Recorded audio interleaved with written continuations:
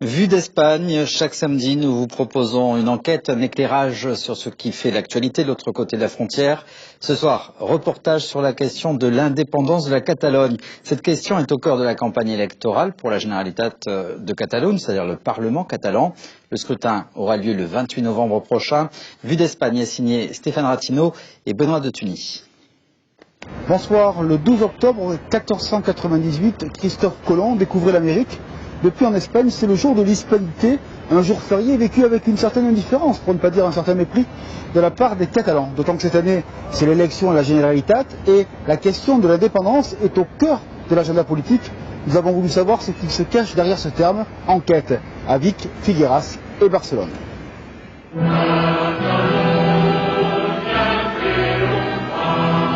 C'est une manière de se dire, de se déclarer. Déclarer une flamme, une passion, une idée pour faire société, autrement, différemment, sans Madrid. Depuis le 10 juillet, jour de la grande manifestation à Barcelone, plus d'1 million de personnes, les drapeaux sont restés. Une prophétie. Anthony est écrivain, prix Charlemagne du roman. Ce Catalan convaincu en est persuadé, un processus historique d'indépendance est inexorablement en marche. Durant la dictature, il y avait le sentiment très prégnant que nous allions vivre dans la clandestinité. Et après, avec la démocratie et l'autonomie, on a enfin mieux pu s'exprimer. Mais à l'usage, nous constatons que l'autonomie est un chemin fermé, qui va nulle part. Maintenant, le sentiment le plus partagé, enfin de plus en plus partagé, est celui de l'indépendance. Tout se bouscule, l'agenda politique, la crise économique, le refus madrilène d'élargir le statut d'autonomie, les référendums hors institution du printemps, plus de 500 organisés. Comme ici à Figueras, une plateforme citoyenne formée pour porter le débat, une transversalité à l'œuvre dans toute la société catalane. On pense que l'indépendantisme a laissé d'être quelque chose de marginal et sentimental, émotionnel, qu'on apprend de notre parents, pour devenir un gros phénomène social qui affecte toutes les parts de la société. Les gens commencent à voir qu'être indépendantiste, c'est pas autre chose que aimer notre pays, aimer notre langue, aimer notre culture. Et d'autre côté, comme disaient mes copains, c'est de revendiquer que l'argent qui se fait en Catalogne doit rester en Catalogne. En ce moment, tout l'univers des entreprises est chaque fois plus favorable à l'indépendance. Ils considèrent que c'est la voie obligatoire pour obtenir le plus de compétitivité économique.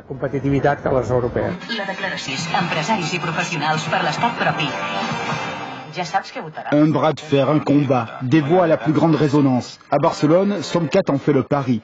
Cette radio indépendantiste financée par des entrepreneurs est née depuis 1 mois, sans autorisation.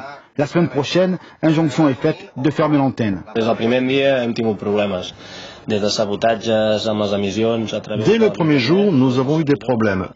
Le sabotage de notre diffusion à travers Internet, mais aussi sur la bande FM, afin de provoquer un inconfort d'écoute, empêchant la bonne réception chez l'auditeur. Et l'indépendance, ce mot à toutes les lèvres, sans certitude à ce jour du sentiment majoritaire. Indubitablement, un vent qui se lève dans la société, plus fort, plus visible. Une parole libérée, le songe possible, pour toutes les générations. Si nous voulons obtenir l'indépendance, c'est bien nous les jeunes qui pourrons y parvenir. Nous avons une longue histoire, des écrivains, une culture. En fait, nous avons tout pour être un pays. L'indépendance ne sera pas facile, mais nous espérons l'obtenir. J'espère vivre longtemps et je crois que je connaîtrai la Catalogne indépendante. Je lutterai pour cela. La bicicleta em parlava de bon matí al portal, mentre el sol esperàvem i els carros veiem passar. Siset, que no veus l'estaca on estem... Notre responsabilité à nous, la société civile, c'est de pousser les hommes politiques. Eux, c'est sûr qu'ils ne feront pas le premier pas. C'est à nous de le faire. L'indépendance, une idée romantique bien sûr, plus encore une pensée pragmatique, celle du bien-être social par la récupération de la richesse donnée à Madrid. L'élection à la Generalitat est une séquence clé dans ce processus. Ces élections peuvent provoquer des changements dans la carte politique de la Catalogne.